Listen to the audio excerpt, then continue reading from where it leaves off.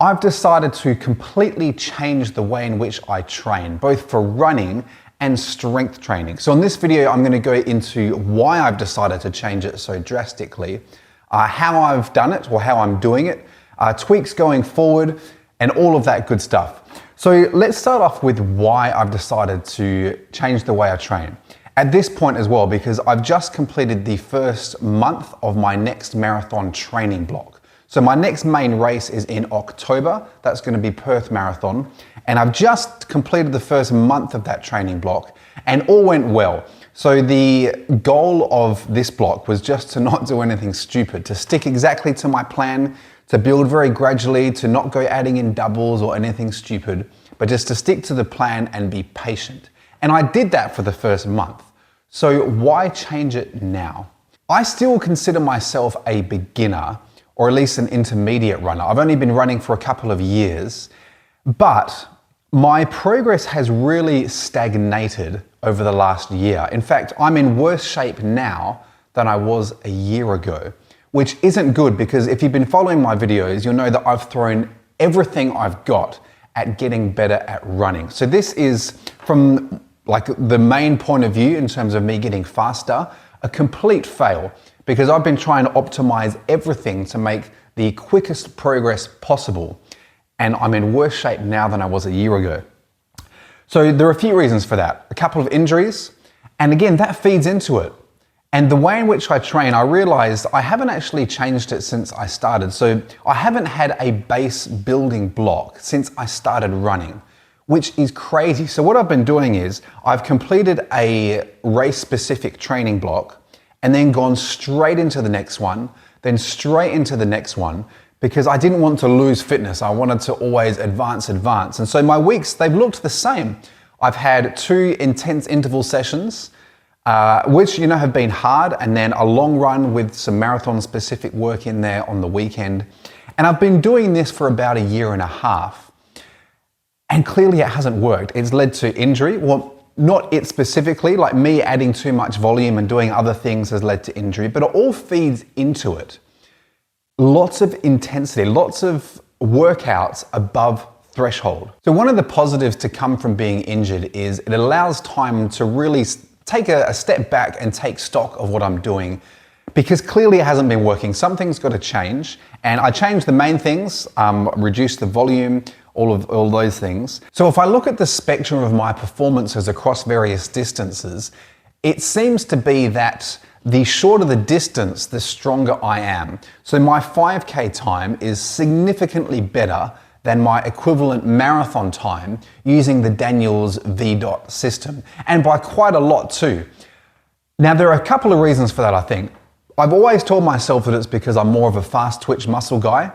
And there's probably an element of truth in that. That's probably the case. Given my body composition and how I respond pretty well to weights training, I probably am a bit more of a fast twitch muscle guy, but I don't think it accounts for the huge gap, because given my 5K time, I forget what it is exactly, but using the Daniels V-dot system, my marathon time should be like near 250.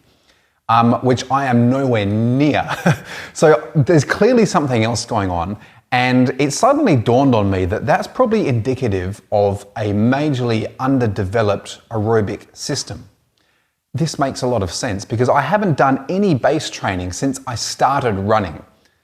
As I said before, I've just gone from one race-specific training block onto another with no base building. So I've always been doing this top-end stuff, yes, with easy running throughout the week, but I've never had a period of time where I've dropped that really high intensity stuff and just focused on sub-threshold work. And I think that is a major flaw. I haven't got this aerobic base to build on top of. So I've been hammering myself doing these intense workouts and I'm just not seeing any progress. So after this first month of the marathon block that I've just done, I mean, yes, a month isn't enough to judge it, but I've been doing the same thing for a year, and even in the last block before I got injured, yes, I was making progress, but not much. As I said before, I still view myself as pretty much a beginner. And at this stage in my journey, with the times I'm running, I believe I should be making much faster progress than I am. And I am convinced that one of the reasons is that my aerobic base is underdeveloped.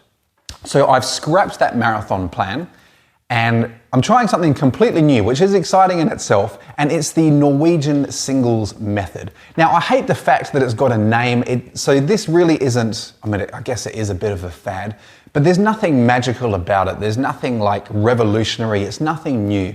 All it is adopting the Norwegian approach to training where they do 2 double threshold sessions a week and adapting it for, I guess, less capable runners, but perhaps more time crunch runners who aren't pros. So it's taking the same principles of getting a lot of sub-threshold work during the week, but it's making it more manageable for normal people with jobs and who just can't handle that high mileage. So instead of doing 2 double threshold sessions a week, 3 single threshold sessions a week. So every Monday, Wednesday, and Friday, I'll be doing sub-threshold sessions.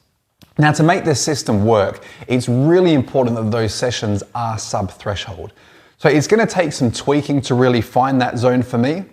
I'm not going to get a lactate meter or anything. I train using the Stride foot pod. Certainly not a perfect system at all, but one of the major benefits of it is that the critical power, or the estimated critical power it comes up with, correlates very closely to that lactate turn point between moderate and severe exercise, which is basically LT2.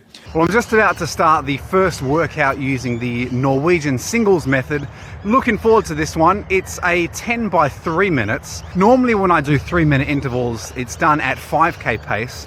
So these ones are much less intense. It's going to be between half marathon and 10K effort. So really looking forward to a different workout. Looking forward to just not feeling beaten up at the end of it. I'm ready to go for tomorrow, so it should be good.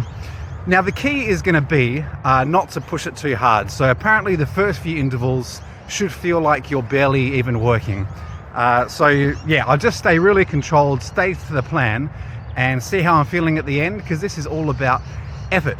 I'm really looking forward to just building a base. So it's going to take time. It's probably going to be at least 8 weeks, I'd say, before I see any noticeable results. And mentally, it's going to be a lot less taxing as well. Instead of having these huge sessions that really you have to show up mentally for, and you're basically almost racing during training, the sessions are much more moderate to the point where they're not meant to really feel like you're working out until right towards the end. So the intervals are not as intense, the rest period is shorter, and the key is it's all sub-threshold. So similar to that Norwegian double threshold approach, we're accumulating a lot of volume in the week, sub-threshold, which is really going to drive up that lactate threshold and hopefully lead to some pretty big performance improvements. Well, that's all the reps done, and that was fun. It was more effort than I thought it would be. I think I underestimated just how quick 60-second recovery intervals are, but it was good. It felt controlled. I hit all like the paces and numbers I wanted to, and I've started wearing my heart rate strap again just to keep an eye on, well, just as another data point really. And the heart rate was good, so I think, I don't know what it averaged, but definitely didn't get too high or near my kind of LT2 zone, which is good. So yeah, really enjoyed that. I've actually decided to take a similar approach with my strength training as well. So when I was injured, I really enjoyed concentrating more on lifting. So previously I did lift, but it was twice a week, very much focused on just supporting the running. Whereas since I've been injured, I have been, I guess, placing more of a priority on that. Not in the sense of it overshadowing running. Running's still my main priority, but I've changed the way in which I train, so it's gone from being purely supplemental to running to actually being seeking out a few gains, trying to get some hypertrophy, trying to make some strength gains as well. And this is going to be interesting to see if I actually can do that, because having the goal of becoming a better endurance runner, a lot of that contradicts the goal of getting bigger and stronger. These things, they don't work together at all. In fact, they negatively affect each other. So I'm doubtful as to whether I can actually put on any size or gain much strength, but we'll see, especially as I'm trying to lose weight. So I'm in a calorie deficit, which again is not conducive at all to building strength and size, but we'll see how we go. So since my injury, I've been doing a push legs pull split twice a week. So I've been lifting 6 days a week with one day concentrating on obviously pushing exercises, then legs. I've been really enjoying the push and the pull portion of that, but the leg days are huge. The leg days just really take it out. And again, before I mentioned it's taking a lot of mental stamina to complete the intervals I was doing before, it's the same thing with leg day. Like leg day, because you're having to do all of your leg work in 2 days, they're long sessions, but they're also really intense. Like looking at the stats of those workouts, I think on my leg days, I was lifting, 16, 17 tons across the whole session, which is a lot. It's just very taxing on the body, very taxing on the central nervous system. So I found I would need basically 3 days to recover after that, which clearly isn't going to work with this Norwegian Singles Approach. If I'm trying to get 3 workouts in a week, I can't do a big leg day on a Monday and then expect to do an interval session on Wednesday. I'm just not going to be recovered in time. So I'm taking a similar approach to the strength training in that I'm going to be doing full body training every single day, but at a much lower intensity and much lower volume. So instead of doing huge volume on a couple of days, I'll be taking a similar volume, slightly increased, and just spreading it out over the week. And the idea is that I'm not going to absolutely destroy any one muscle group on any one day. It's this idea of microdosing, except it's not really microdosing, but it's just a different approach. Rather than absolutely smashing a muscle a couple of times a week, I'm going to be hitting it a little bit every day. And again, this is a pure experiment. I haven't been able to find anyone else who is trying this, who's doing a full body split every day whilst marathon training. I have come across some really good research and really good, case studies of people doing full body splits with strength training, but they haven't been marathon training as well. So there's going to be a lot of adjustment, and I'm looking forward to sharing this journey with you, hopefully to see some progress, but also just to see how I need to adjust it for my lifestyle and the goals that I'm trying to get. So I'm really looking forward to seeing where this training goes. I'll be trying to post weekly to give you updates. It's pitch black at the moment when I do my workouts, so there won't be much workout footage, but I'm really looking forward to seeing how it goes. Follow on the journey, and I'll see you next time.